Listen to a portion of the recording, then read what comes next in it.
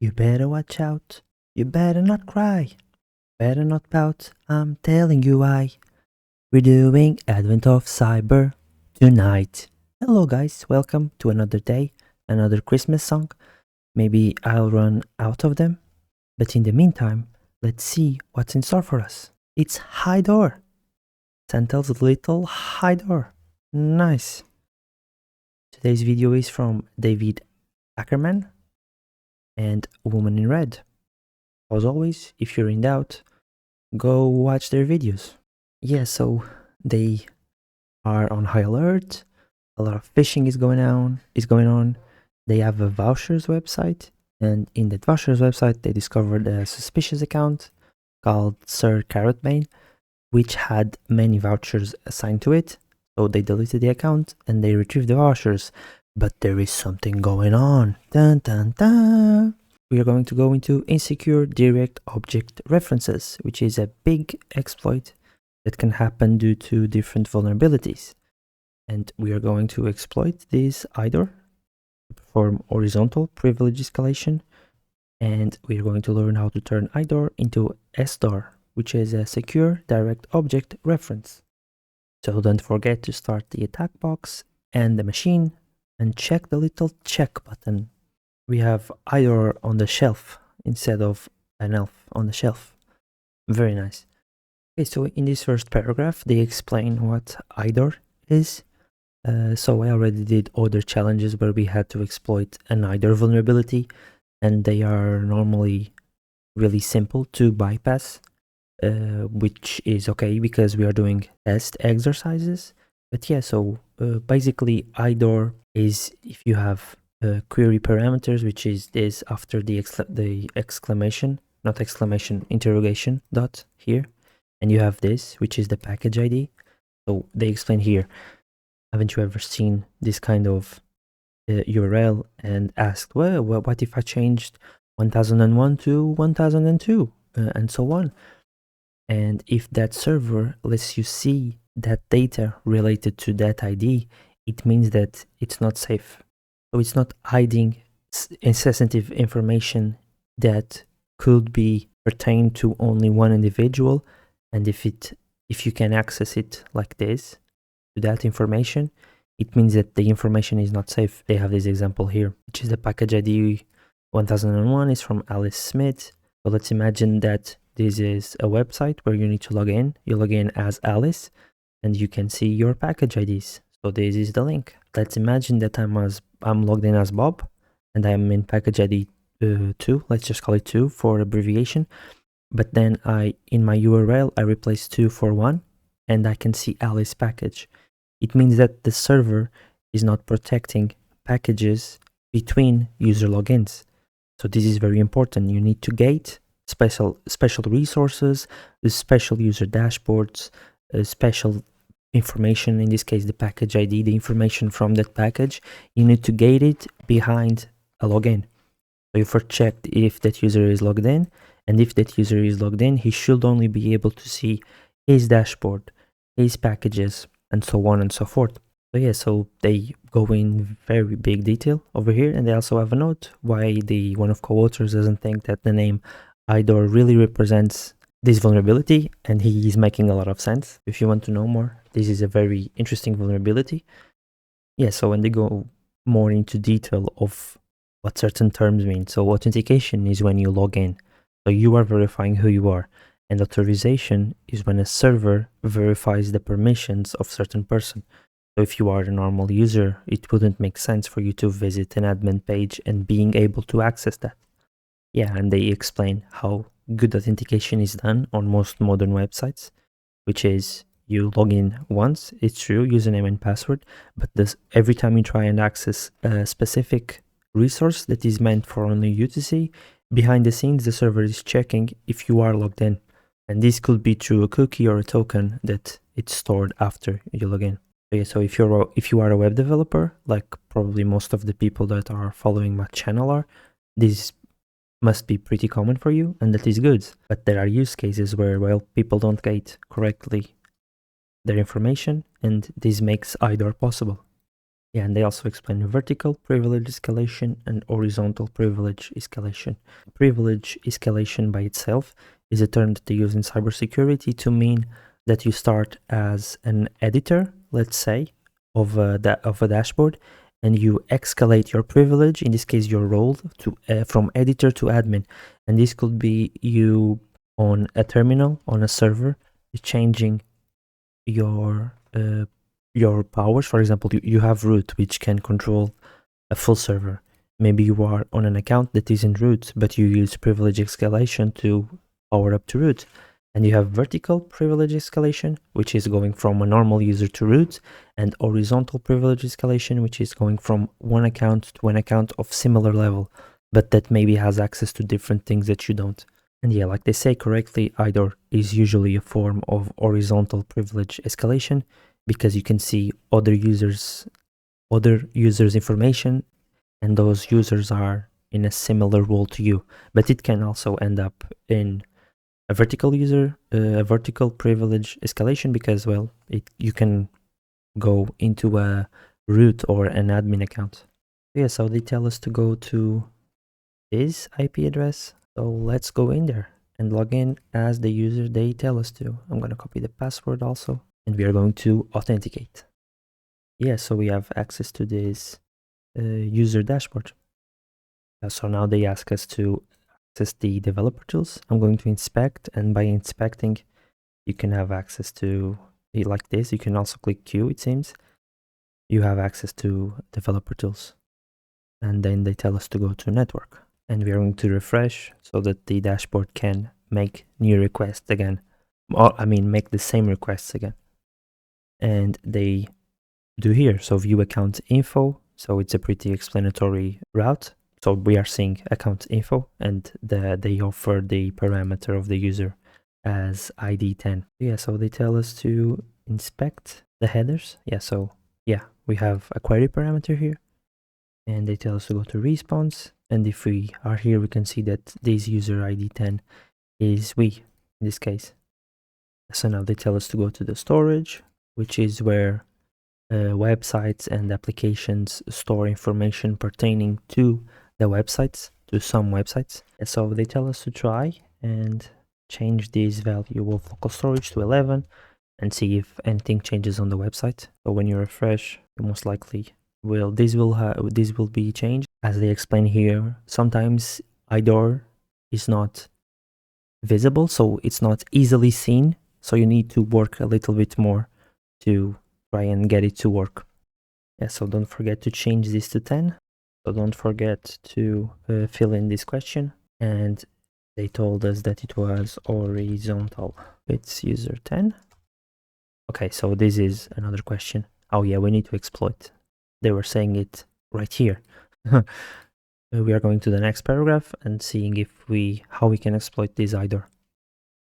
Yeah, so they are saying this because in most cases users are encoded. So user is not 10, it's probably a string of random nonsense if it's well written.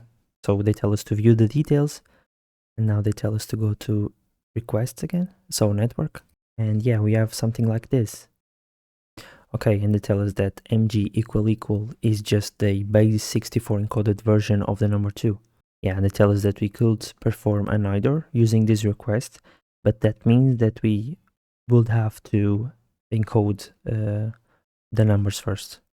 So now they tell us to edit the user and see this, which is the other way to hide possible IDOR vulnerabilities, which is this: instead of being base 64, it's an hash. So it's a similar idea of hiding the IDOR vulnerability, in this case the user info IDs.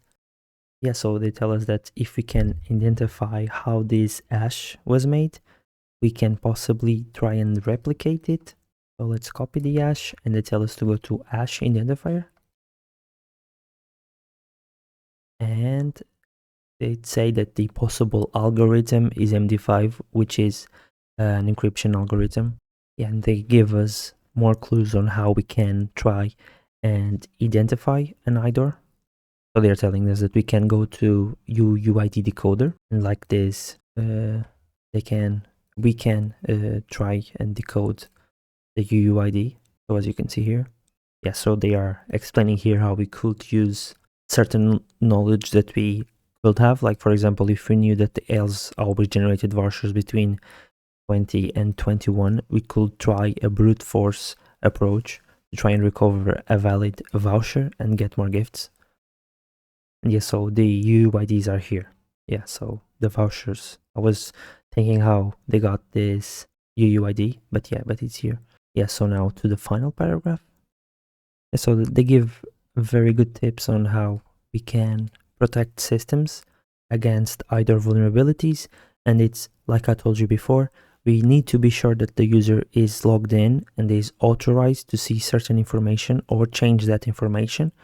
And even if we base 64 or hash the IDs, we still need to be sure that the user owns that information. And that's the keyword that's most important, owning the information. Does the user own the information, has permissions, then he can see it. If he doesn't have, he shouldn't be able to see it. And I think that everyone stores IDs on the URL, and that's common practice because it's easier to share between different users that have different access, but a user shouldn't be able to see some information just from a link. He needs to be logged in and he needs to be authenticated. So logged in, authenticated, it's the same. So yeah, so they ask us to try and exploit the IDOR found in view accounts parameter. And what is the user ID of the parent that has 10 children? Yeah, so we basically need to go here and test different user IDs to check if we can discover the user that they are referring to, which has 10 children. Yeah, so we are going through users and we discovered Pickle Rick, which has 2 children, which both are Morty. So that's a fun Easter egg. And there was also a Bad Bunny user. So comment if you find Bad Bunny. Okay. So we found the user that has 10 children. It's Sir Breeds a lot. He has 10 children. Very nice. So now we need to give the ID of the user, which I think it's 15. Yes, it is. So 15. Yeah, so they give us here some bonus tasks. There are automated tools that make this work way easier. For example, Burp Intruder.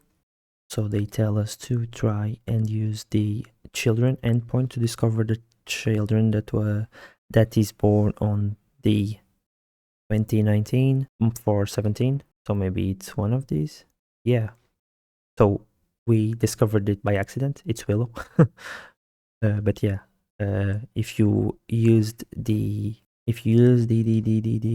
network and then you try and view, you will get this, which is base 64 for the ID. So we know that the Willow kid is the child ID 19. Okay, so we could use this. We could echo. We use the N flag to avoid new lines. And it's 19, right? And then we need to pipe this result into base 64, I think. Yeah. So that will be mtk equal. And now we can edit this. And if we do, so mtk equal, and then we click send, and then we see the response. Yeah, so it's Willow. And the birth date is the birth date that they want. So we discovered Willow by accident because we were on Cerbreed a lot. But yeah, but if you wanted to try and see by yourself how we could reach this value, you will need to encode it. You can encode it on the terminal like this. So echo and to avoid new lines and just 19. So I check this online. I don't know this, so I don't have it on my mind. Yeah, so I just researched how to do this and I did. And you can also, there are possibly, I mean, for sure there are websites out there that encode this for you. I think that CyberChef actually does it. So CyberChef is a very cool tool to decode and encode different values into different types. Yeah, so to base 64. So let me show you this. it's the recipe, so you need to copy it here, and the input is 19, I think. Yeah, and you will get the output. So CyberChef is an awesome tool that you can use if you don't want to worry about knowing stuff on the terminal. So yeah, so we got check on this, and it tells us to see the tip. Yeah, and the answer is 19, which we saw it's Willow. So now they want us to check which voucher was created on the, is valid on the 20th of November, and they give us a tip, which is the minutes were somewhere between 20 and 24 UTC that day. Okay, so if you want to use burp suit, you need to go to Foxy Proxy and click on burp and have burp open. So this is a very well used cybersecurity tool to conduct pen testing. If I'm not mistaken, I haven't used this in a while.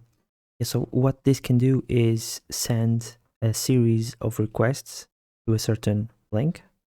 We need to be careful because this can send up to thousands of requests, which can flood a website. And depending on the scope of the pen testing, which a pen testing is trying to attack a certain website. And if you are a ethical hacker, that must be done with the agreement of the place that you are attacking. So you need to be careful with the amount of requests that you do. So I think that they said that, yeah, so you need to send to intruder. And once we are in intruder, so you need to go here while having the burp active, input a valid voucher, then claim, and he will intercept the request here. And you have here the code. Then you can send this to intruder, and in intruder, what we can do is instead of having a value, we can add this, which is basically a temporary value. Not a temporary value, a placeholder. Yeah, so I asked Geppetto, my little friend, to make a Python code to generate the candidates, because you need the candidates to put here, but then you need the payloads. So you need to put the payload here. And I don't think that the burp can generate that for us. Yeah, so I've asked Geppetto to generate that code for me, which will generate a list of candidates. So I'll remove this Sublime text, and I can Control V, and I can save this. Save on my UUID.py. Okay, so I have 15 minutes to finish this, so let's be quick. Okay, so we posted this, so you can do the same. Just ask Geppetto to make a script that will create vouchers, UUIDs for the vouchers created between this. They say that exactly on the minute, so we are ignoring seconds. So now we can open the terminal. We can cd into our desktop, and I think I called it Python. No, then let me ls. I called it UUID. Python 3 UUID, and he will generate. No, he won't. Well, ask Geppetto what is going on. Okay. No, the issue is that I named my file in a dumb way. UUID generate, and we can rm UUID dot py, and then we can run UUID. Okay, we can cat UUID candidates, and he generated them. Okay, cool. So now we can go to burp, and we can load from desktop UUID candidates open, and I pray that this work. Let's start the attack and see how it goes. Right here. Okay, thank God. Yeah, so we got all the 404. So 404 means that it didn't work. So we need to wait for a successful, which is a 200, I think. But we still got a long way to go. So maybe there is a simpler way to do this, but I don't know how to do that. So yeah, so I needed to check how to use intruder, because I used burp a long time ago when I was practicing in tryhackme. But yeah, so I forgot about it. So what I did was I checked how to use intruder, and it was just like this. So it was just a refresher. So for me, it was easier to start again. And then I used GPT to make a script to generate the UUIDs because I couldn't write something like that on the fly by myself. And then I run this and I'm waiting for the results. There's a 200. Okay. So we got it. This is the UUID for the 20th of November. Yeah, so it's this one. Are you ready, guys? Let's check it together. Oh my god, I'm nervous. Yes, it is this one. Okay.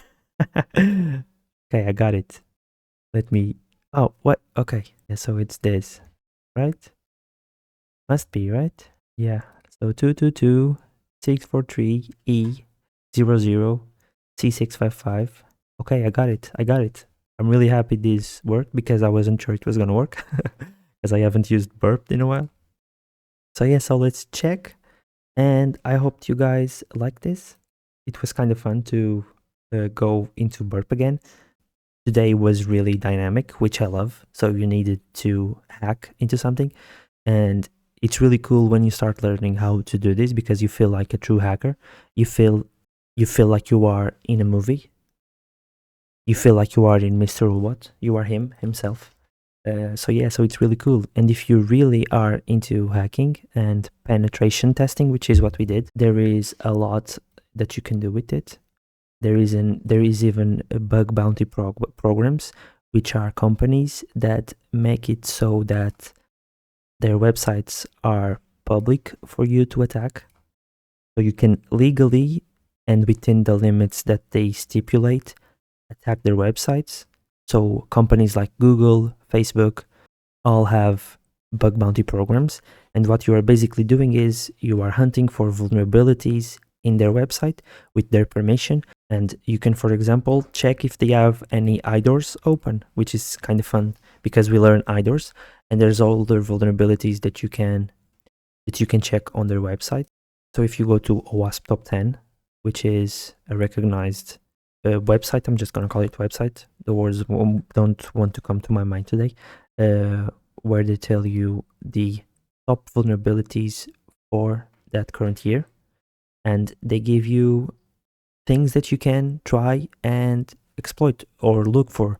So there's really well-known vulnerabilities, like, for example, server-side request forgery, insecure design, injections, so SQL injections, etc. There are a lot of well-known vulnerabilities, and IDOR is one of them. Maybe it's not as frequent today. So if you are really into that and you want to try it for yourself, you can go and research how to do bug bounties, what are the top vulnerabilities, then try and really learn how to exploit one vulnerability. So really try and know how to exploit IDORs, how to recognize IDORs, and all the good stuff. And yeah, so that was it. I ranted a lot today, so I'm sorry about that, but I hope that you liked it. And as always, I'll see you tomorrow. Bye bye.